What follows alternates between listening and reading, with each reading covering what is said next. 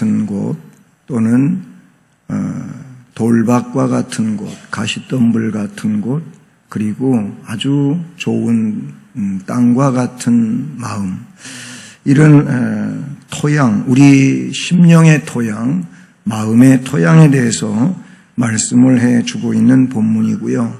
우리는 이 본문에 대해서 널리 알려진 말씀이기 때문에 무엇을 이야기하는지까지도 알고 있는 그런 내용입니다.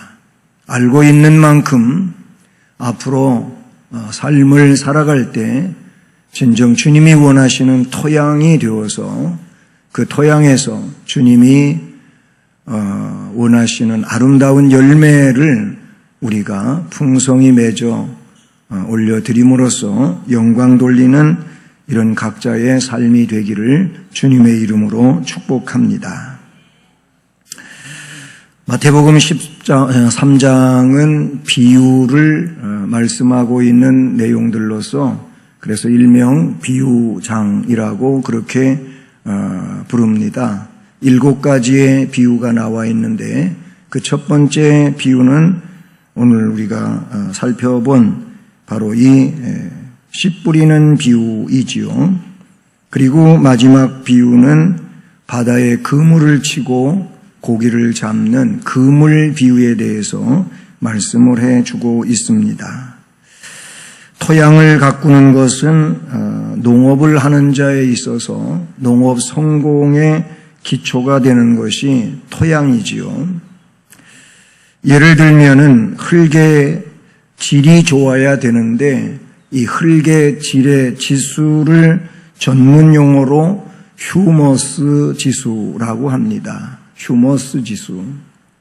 그런데 이 휴머스 지수가 높으면 좋은 땅인데 이 휴머스 지수가 높은 땅에서는 적은 땅에서보다 많은 수확을 올릴 수 있다는 것이지요.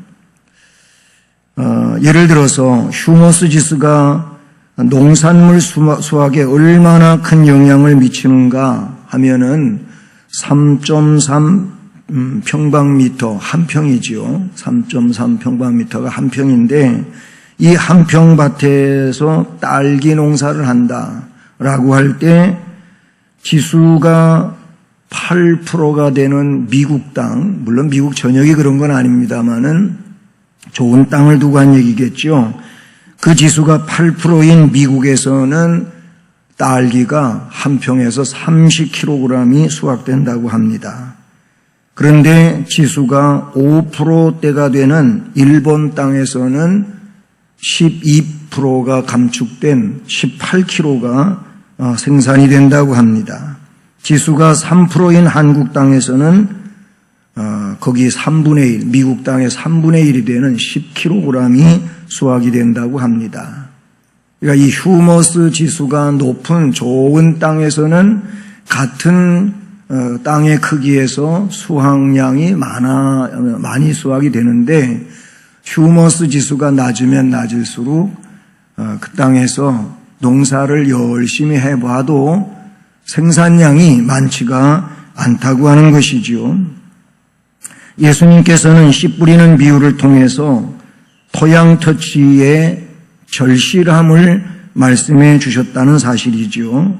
그래서 씨를 뿌리러 나가서 뿌리는 자가 씨를 뿌렸는데 더러는 그 씨앗이 길가에 떨어졌어요. 물론 다 똑같은 씨지요. 그 씨앗의 성분이라든지 모든 것은 똑같은데 어떤 씨는 길가에, 어떤 씨는 흙이 얇은 돌밭에, 어떤 씨는 가시떨기 속에, 어떤 씨앗은 좋은 땅에 떨어졌다는 겁니다. 씨에는 차이가 없습니다. 다 똑같은 씨앗입니다. 그런데 씨를 뿌리는 시간도 차이가 없어요. 다만 씨가 떨어진 토양이 다르다는 것이지요. 그런데 다른 토양이기에 길가에 뿌려진 씨나 또는 돌밭에 뿌려진 씨나 가시떨기에 뿌려진 씨앗은 열매를 거둬들일 수가 없었다는 것이죠. 옥토에 떨어진 씨앗만이 수확을 해낼 수가 있었다고 말씀해 주고 있는 겁니다. 그래서 본문에는 4가지의 마음밭의 모습들이 나옵니다. 이 마음밭에 뿌려진 씨앗, 그 씨앗의 결국에 대한 결과는 18절부터 23절까지에 나와 있습니다. 18절로 23절을 보면은 읽어드리겠습니다. 그런즉 씨 뿌리는 비유를 들으라. 해석이지요. 아무나 천국 말씀을 듣고 깨닫지 못할 때는 악한 자가 와서 그 마음에 뿌려진 것을 빼앗나니 이는 곧 길가에 뿌려진 자요. 돌밭에 뿌려졌다는 것은 말씀을 듣고 즉시 기쁨으로 받되 그 속에 뿌리가 없어 잠시 견디다가 말씀으로 말미암아 환난이나 박해가 일어날 때에는 곧 넘어지는 자요. 가시떨기에 뿌려졌다는 것은 말씀을 들으나 세상의 염려와 재물의 유혹에 말씀이 막혀 결실하지 못한 자요. 좋은 땅에 뿌려졌다는 것은 말씀을 듣고 깨닫는 자니 결실하여 어떤 것은 100배, 어떤 것은 60배, 어떤 것은 30배가 되느니라 하시더라. 아멘. 결국 앞에 3절부터 9절까지의 말씀의 해석이 18절로 23절 말씀이라고 볼 수가 있는 것이죠.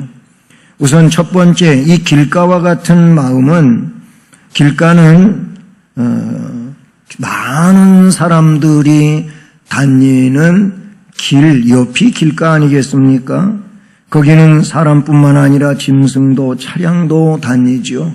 길가라고 해서 사람이 전혀 밟지 않는 곳은 아니고 사람들이 길과 같지는 않지만은 길 옆이기에 밟혀지게 되어 있다는 사실이죠.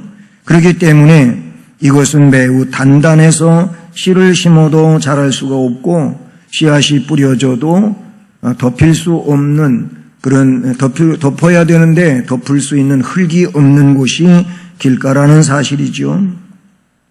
이 길가와 같은 마음의 상태는 어떤 겁니까? 이것은 완악한 마음을 말한다고 볼 수 있습니다. 마음이 완악해요. 길가를 특징 지어주는 단어는 단단함이라고 볼 수가 있겠죠. 단단하다는 것은 굳은 상태를 말하고 굳어진 마음은 폐쇄적인 마음일 것이고 그래서 마음의 문을 꼭 걸어 잠근 상태에 있다고 봅니다. 마음이 닫혀있기 때문에 하나님의 말씀이 들어갈 수가 없지요. 그러다 보니 용납도 포용도 안 되는 것이고 이처럼 강팍한 마음은 복음의 씨를 키울 수 없습니다.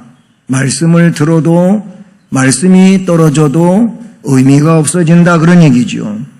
완악할 뿐만 아니라 깨닫지 못하는 마음입니다. 길가와 같이 단단하게 굳어있는 마음은 진리를 듣긴 들어도 깨닫지를 못해요.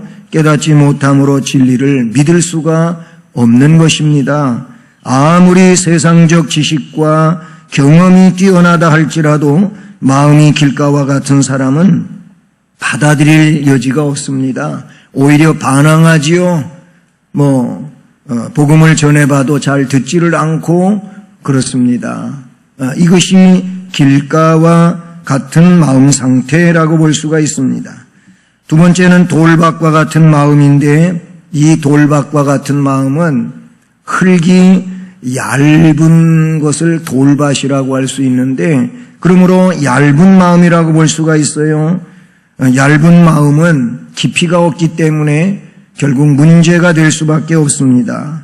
씨앗이 돌이 많은 흙이 별로 없는 이런 곳에 뿌려지게 되면은 싹은 틔우지만은 뿌리를 내릴 수가 없지요. 심지가 깊지 않은 마음에서 위대한 사상이 나올 수가 없다고 합니다. 사랑과 겸손, 자비와 온유와 같은 성도의 덕목은 모두 다 깊은 마음에서 나오게 되어 있는 것이지요. 그래서 그런 말이 있지 않습니까? 눈물 적은 빵을 먹어보지 않은 사람은 배고픔을 말할 수가 없다는 거지요. 배고픔에 대하여 말할 수 있는 자는 늘 배불렀던 사람은 말할 수가 없어요. 정말로 배고파 봤던 사람이 배고픔에 대하여 이야기할 수 있다는 얘기가 되는 것이지요. 그리고 돌밭과 같은 마음은 얕은 마음뿐만이 아니고 말씀의 뿌리를 내릴 수 없는 이 상태를 말한다고 볼 수 있습니다. 의심하며 불확실한 상태의 마음을 가리킨다고 볼 수가 있어요. 말씀에 대하여 의심하는 사람은 마치 돌밭 마음이라고 볼 수가 있는 것이지요. 이런 마음을 가진 사람의 신앙은 넘어지기가 쉽습니다. 시험이 닥치면 쉽게 포기하게 됩니다. 한때의 열정으로 뜨거웠었지만은 그러나 그 타오르던 열정이 쉽사리 식어버리는 것이 돌밭 마음이라고 볼 수가 있는 것이지요. 세 번째는 가시떨기와 같은 마음을 이야기하고 있는데 이 밭의 좋은 점은 수분이 있다는 것이고 그리고 그 나름대로 그곳은 어쩌면은 씨앗이 싹 트고 하는 데에는 아주 좋은 조건이라고도 볼 수가 있습니다. 그러나 거기에는 햇빛이 들어오지 않는다는 데 문제점이 있는 것이죠. 왜 그렇습니까? 이 마음에 대한 해석을 볼 때에는 말씀을 듣기는 듣지만은 세상의 염려와 재물의 유혹에 말씀이 막혀버린다고 하고 있습니다. 염려하는 마음, 유혹에 쉽사리 빠지는 마음 상태를 말하는 겁니다. 염려는 분열이라는 뜻을 가지고 있는데 지나친 염려는 자꾸 마음을 분산시키게 되고 집중할 수 없게 되고 그래서 정작 힘써야 될 것에 힘을 쓰지 못하는 이런 상태를 만들게 되는 것이지요. 마음이 한 군데로 모아져서 그 모아진 마음이 온전하고 그리고 힘을 발휘할 수 있어야 되는 줄로 믿습니다. 가시떨기 속에는 수분도 있고 땅도 좋지만은 정작 그 식물을 단단하게 만들어줄 햇빛이 제대로 들어오지 않고 차단되어 있다는 것이지요. 그렇기 때문에 자라기는 쉽게 자라고 그리고 높이 자라고 하지만은 견고함이 없습니다. 그래서 열매를 맺을 수가 없다는 것이지요. 좋은 땅과 같은 마음, 그것을 우리는 옥토라고 합니다. 좋은 땅은 앞에 나오고 있는 세 종류의 마음밭과는 엄연하게 구별이 되는데 구별의 기준은 어디에 있느냐면은 열매에 있다는 것이죠. 앞에 세 마음밭은 뿌려졌으나 열매를 맺지 못했지만 좋은 땅에 뿌려진 씨앗은 열매를 맺는다는 것입니다. 이 열매는 성령으로 거듭난 상황에서 성령의 열매들을 맺어가는 상황을 말하는 것이죠.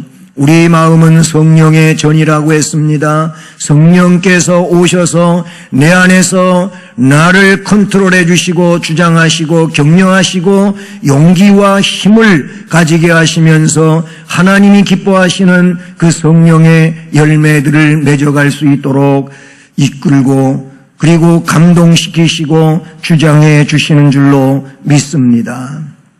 성령으로 거듭난 마음, 그래서 오늘 본문에는 100배, 60배, 30배의 열매를 거두게 된다는 것입니다.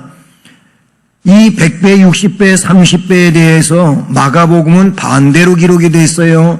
마가복음 4장 20절을 보면은 똑같은 씨 뿌리는 비유에서 열매에 대하여 30배, 60배, 100배라고 마태복음과는 숫자적으로 반대 상황으로 마태복음은 큰 것에서 작은 소출로 마가복음은 작은 데서 크게 이렇게 되어 있는데 누가복음은 또 그렇지가 않습니다. 누가는 그냥 100배라고 하는 내용 하나만 기록하고 있다는 사실이지요. 어쨌든 열매를 맺힌다는 것입니다. 그렇습니다. 옥토는 추수기에 다른 땅과는 다릅니다. 많은 수확량을 내게 됩니다. 옥토와 같은 성도의 마음은 신앙과 생활에 열매가 있다는 것이지요. 그렇습니다. 성도는 열매가 있습니다. 그래서 마태복음 5장에도 주님은 말씀하시기를 열매에 대하여 이야기하고 있는데, 그것이 뭐냐면 우리를 소금이라고 했고 빛이라고 했으므로 소금으로 살라 했고 빛으로 살라고 했고, 그 내용은 착한 행실로 귀결되는 내용을 우리로 하여금 느끼게 하셨습니다. 하나님의 말씀을 잘 새겨 생활에 적용을 하며 다른 이들에게도 그리스도의 구원의 복음을 전하는 삶, 이 삶이 하나님이 기뻐하시는 열매를 맺는 삶이라고 말씀을 해 주시는 것이지요. 그렇습니다.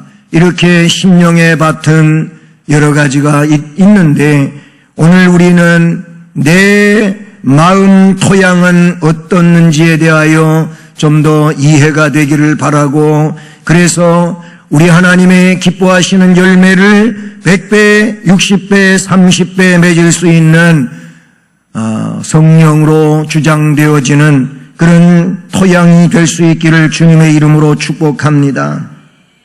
나의 마음 토양은 어떻습니까? 질문을 드리고 싶습니다. 땅은 묵혀두면은 길바닥이 돼버리든지 쑥대밭이 되게 됩니다. 아니면 사람들이 함부로 버린 쓰레기장이 될 수밖에 없어요. 참 사람들 심리가 그렇더라고요.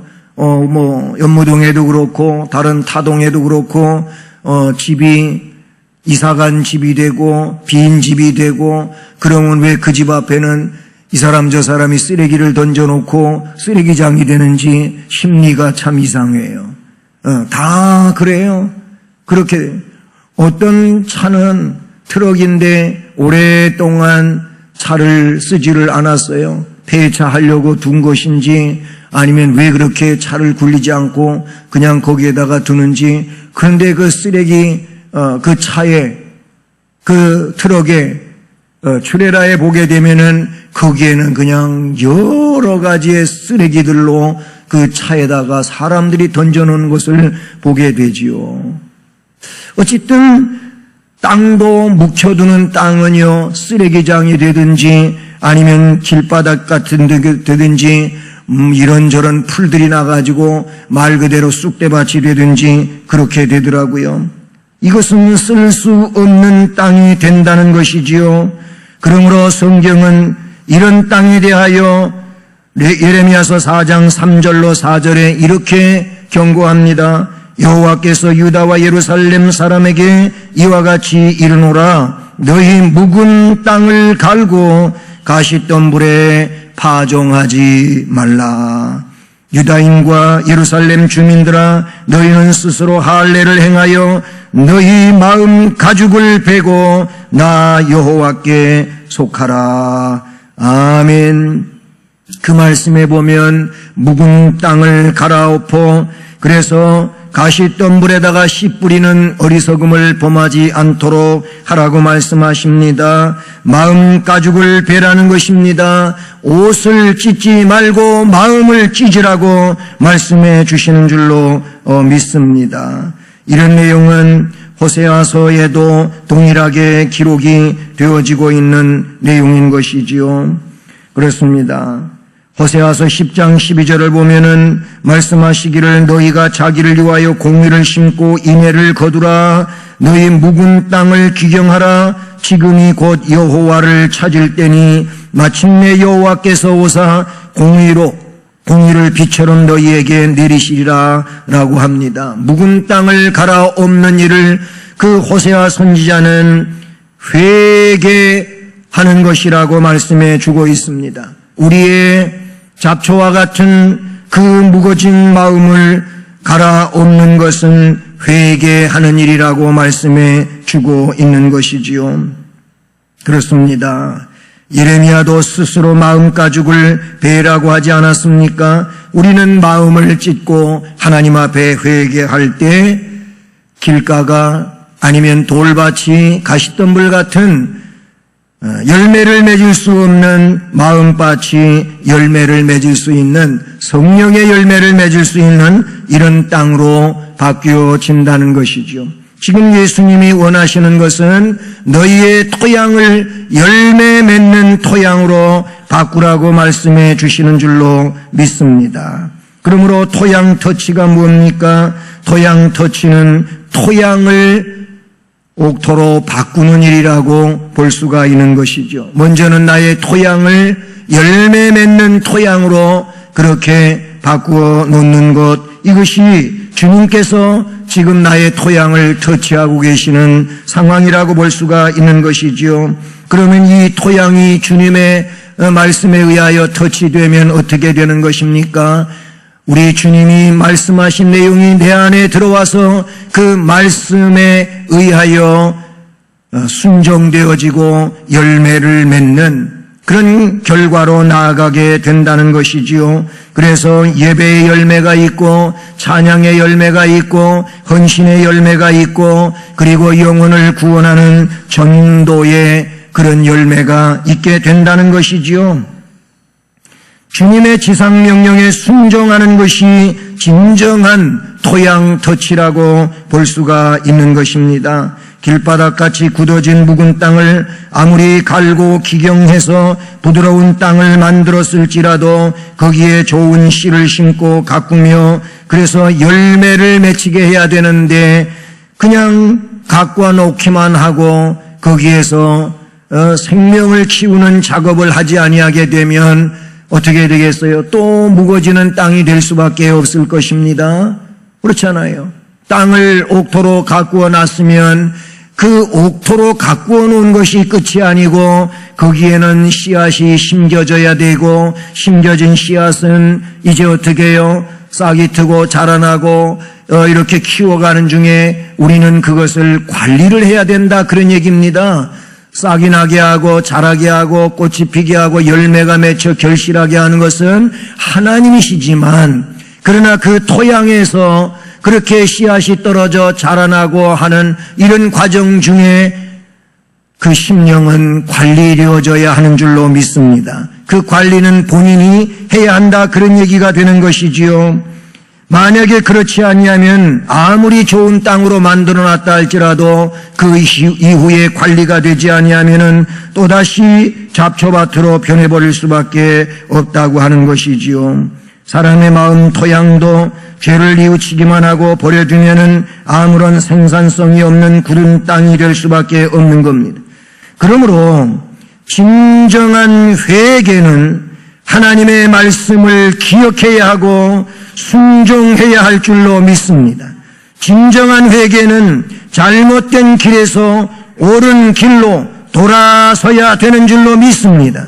자기 중심으로 살던 잘못된 길에서 주님께로 돌이켜 말씀에 순종하는 이것이 진정한 토양 터치를 통해서 얻어지는 결과라고 볼 수가 있는 것이지요. 제자훈련 교재에도 교리대학에도 이 비슷한 그림이 나옵니다마는 내비게이트 선교회 제자훈련 교재에 보게 되면 거기 수레바퀴의 삶이라고 하는 그런 사진이 나옵니다. 근데 이 수레바퀴의 축은 그리스도라고 설명합니다. 마차바퀴가 있다고 한번 생각해 봅시다. 그 가운데를 축이라고 하지 않습니까?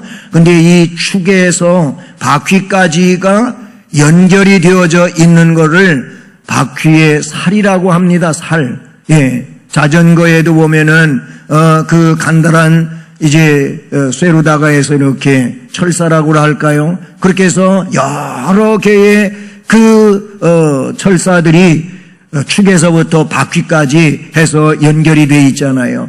마치 그 이 살이 뭐냐면 삶이란 말이에요. 우리의 삶이에요. 축에서 바퀴까지 연결된 살이 그 삶인데, 그래서 이 축에서 바퀴까지 연결된 살이 튼튼해야 되고 그리고 다 일치해야 된다, 그런 얘기예요.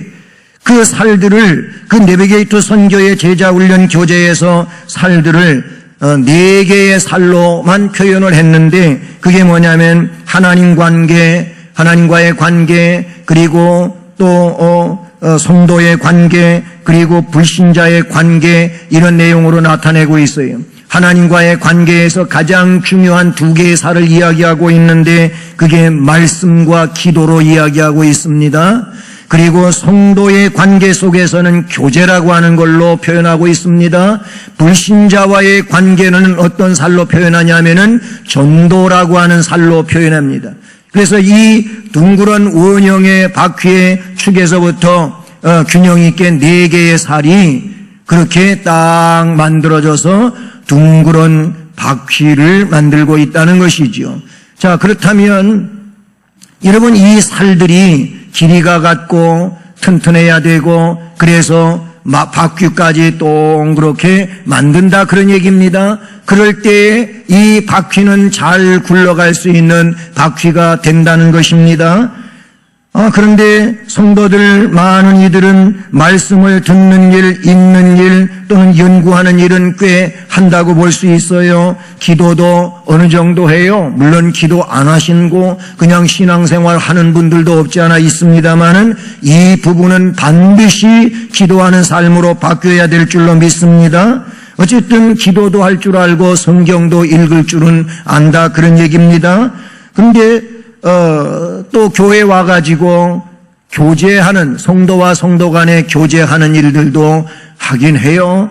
어떤 사람은 아예 교제하고 담쌓고 사는 사람이 있어요. 나 혼자만 신앙생활 잘 하면 된다는 것이지요. 그러나 성경을 보면은 교제를 이야기하고 있고요. 그래서 성령 받은 사람들은 교제했습니다. 그랬어요. 그래서 성도의 삶 가운데 교제는 굉장히 중요한 내용에 속하는 것이기 하기도 하지요. 그것까진 잘해요. 그래도 하는 분들을 두고 하는 얘기. 안 하는 분들은 이것도 아니고 바퀴가 엉망인 거예요. 그런 분들은.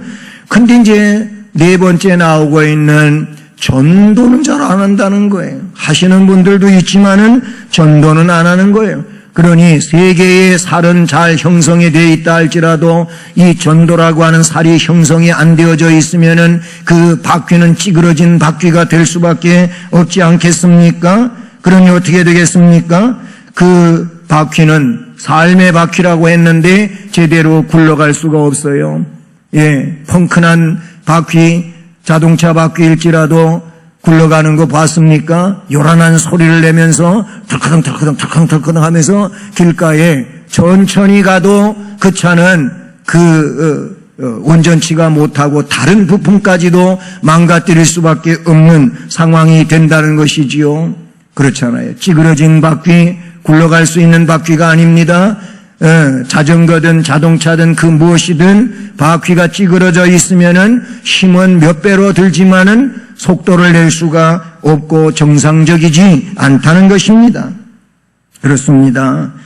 건강한 신앙생활이 이루어질 수가 없는 상황이 되는 것이지요.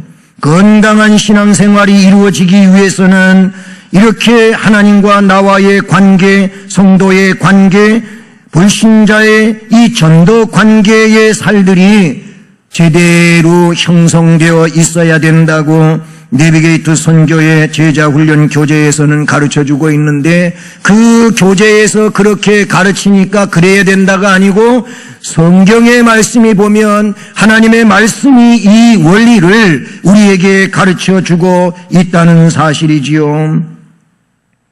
그러므로 진정한 토양 터치는 내 영혼이 건강한 마음밭을 만드는 것인데 그것은 하나님과의 관계, 성도와의 관계, 불신자를 전도하는 관계가 형성이 되어야 한다는 것이지요. 전도가 잘 되고 안 되는 것은 상관하지 마시기를 바랍니다. 중요한 것은 주님의 명령에 순종하느냐 순종하지 않느냐가 문제라고 하는 것을 우리는 깨달아야 될 줄로 믿습니다. 우리 모두가 주님과 상관없는 자기 중심의 신앙생활을 회개하고 예수님 중심, 예수님의 지상 명령에 순종하는 생활로 전환되어야 될 줄로 믿습니다. 이것이 우리 주께서 원하시기에 우리는 2019년도에도 변함없이 전도 행사를 위하여 이제 출발하고자 하는 것입니다. 모쪼록 예수 그리스도의 원하시는 내용, 예수 그리스도가 우리에게 주신 그 고난에 참여하는 일들의 주님의 남은 고난을 바울 사도와 같이 내 몸에 채워가면서 우리 하나님 앞에 영광을 돌리는 또한 귀한 기회가 될 수 있기를 주님의 이름으로 축복합니다. 사랑의 하나님 아버지, 감사드립니다. 우리의 마음 토양은 어떤 토양인지 말씀 앞에서 다시 한번 깨달아